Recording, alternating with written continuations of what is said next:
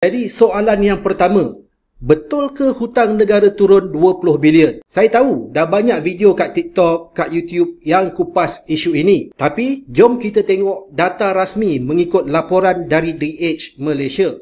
Hutang kerajaan persekutuan pada akhir 2023 ialah 1.172 trilion ringgit. Kemudian hutang kerajaan pada akhir 2024 ialah 1.26 trilion ringgit.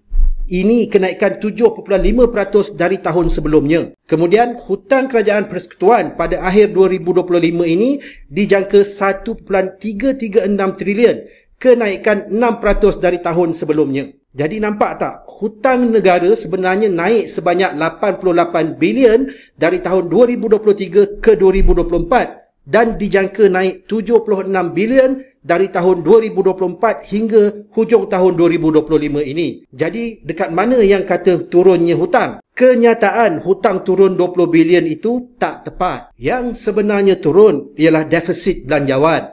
Maksudnya jumlah hutang baru yang kerajaan ambil pada tahun 2024 lebih rendah berbanding tahun 2023. Senang cerita guna analogi kereta.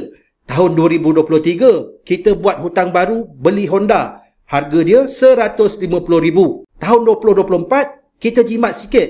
Kita buat hutang baru juga, beli Myvi. Harganya RM50,000. Jadi, jumlah hutang kita ni naik ke turun? Mestilah naik. Dah jadi RM200,000. Cuma tambahan hutang untuk tahun 2024 itu lebih rendah daripada tahun 2023. Jadi, inilah yang berlaku pada hutang negara. Jumlah hutang tetap naik.